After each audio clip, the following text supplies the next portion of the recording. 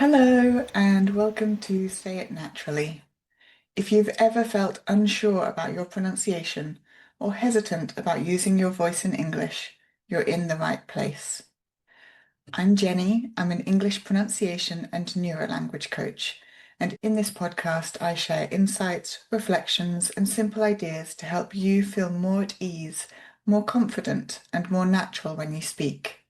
And if you're a teacher, I'll also be sharing occasional teacher's notes you can take into your classroom. I'm really glad you're here. Have you ever said the words, "Oh, I hate the way my voice sounds"? I've heard this often from friends, clients, strangers. This is a very common experience, probably far more common than most people realize. So many of us carry insecurities or self-conscious beliefs about our voice or our accent and the way that we speak. This is for various reasons, one of which is there's a lot of judgment around voices and pronunciation and the way that we speak. Another reason is that when we hear our voice, when we're speaking every day, we hear it from inside our head. Whereas if we hear a recording, it sounds different because it's not got the same resonance for us. This isn't what I want to focus on today. Today, I'd like to focus on the reasons that your voice matters and thinking about how we can overcome our self-doubt. Because when we lack confidence, we often think we have to build up the confidence and then we'll be able to speak more. But actually, our confidence in our spoken English or our spoken language won't change unless we start speaking. Only through speaking will our confidence develop. And so I'd like to encourage all of you to speak more and to develop your confidence. Because your voice is part of your identity. Your accent reflects your experience, your culture, and the history of your language, whether that's your mother tongue, whether it's a variety of languages that you know, whether you're monolingual, bilingual, multilingual, or a polyglot, however you define yourself. That's not the main point here. The main point is that we connect with each other through our voices. When we're learning a language, we learn a language to be able to communicate with others and to connect with other people. And people connect through authenticity. And that's where our voices come in, because it's not about perfection, whatever perfection means to you. Honestly, I'm coming to the conclusion that perfection doesn't exist in any area of life. But our voices, they carry our emotion and our personality. You can hear that through our voices.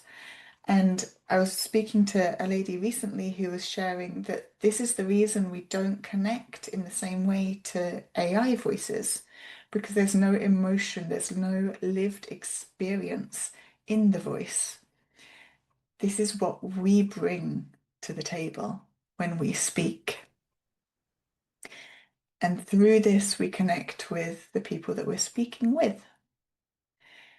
I would like to encourage you to believe that your voice matters, your story matters, and only through sharing that, whether that's however you choose to do that, it's important for those around you, for those that you are leading, for those that you are sharing this life with.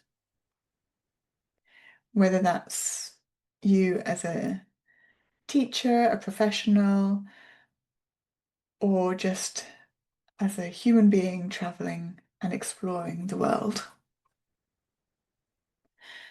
And I'd like to reassure you that you can't expect any self-doubt to disappear overnight, but also it doesn't need to disappear before you start to speak. As you use your voice, as you continue speaking, it will disappear, it will soften gradually, and soon you will be speaking with much more confidence than you thought possible.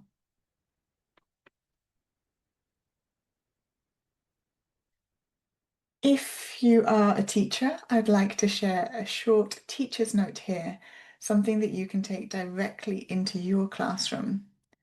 Your learners are influenced not just by what you teach, but by how you use your own voice. If you speak with hesitation or apologize for your accent, your learners may begin to feel that they should do the same. But when you speak with calm and acceptance, even if your pronunciation isn't exactly the way you think it should be, you model something much more powerful than accuracy. You model confidence. And for many learners, especially those who will speak English with a non-native accent, this is incredibly important. They need to see that clear, confident communication is possible without sounding like someone else that they're not. So rather than trying to hide your voice, allow it to be heard. Your relationship with your voice gives your learners permission to develop a healthier relationship with theirs.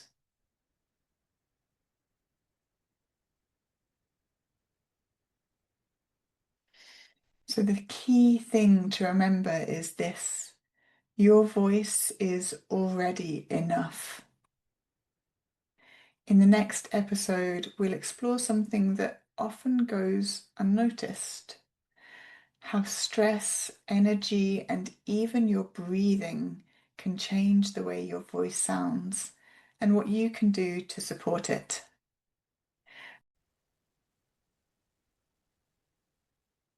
Thank you for listening today. I hope something in this episode gave you a little more ease or a new way of thinking about your voice.